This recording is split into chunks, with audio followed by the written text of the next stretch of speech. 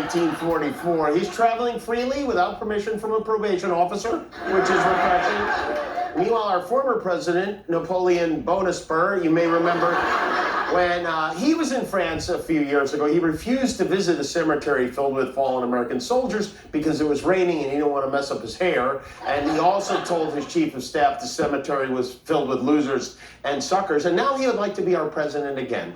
There's one thing that Donald Trump has stuck to, and there aren't many things. He's a real contradickhead, but if there's one maxim by which he stands, it is his strong opposition to voting by mail.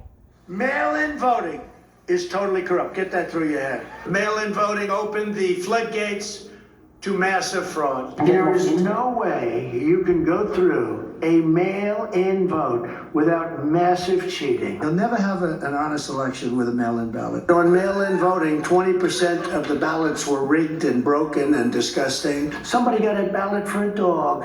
Never do mail-in ballots because you'll never have an honest election. We don't want mail-in voting. Mail-in ballots will lead to the greatest fraud. Mail-in ballots, you know, are going to be corrupt. Mail-in ballots had been stolen from mailboxes and hidden under a rock.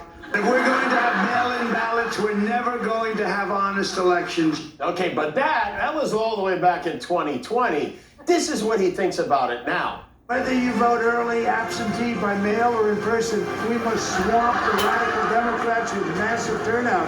If you want to save America, register, get an absentee or mail-in ballot, vote early. That's right. Mike Lindell must be rolling his pillow van in a ditch right now.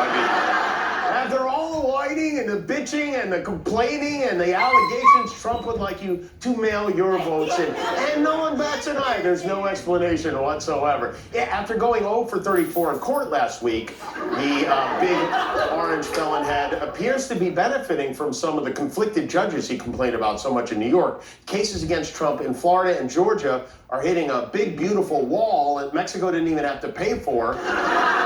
Georgia appeals court today delayed the election subversion case there indefinitely. This is the one about the perfect phone call he made asking the Georgia Secretary of State to get him 11,000 votes. And in the hiding top secret documents in this toilet case, Eileen Cannon, the Trump-appointed judge, slowed the case down even more than she already has. And as a result, neither of the cases is likely to go to trial before the election. And the Supreme Court is yet to weigh in on Trump's claim that he has total immunity, which is slowing down the January 6th case, too. Man, if Biden is weaponizing the justice system, he's doing an absolutely terrible job.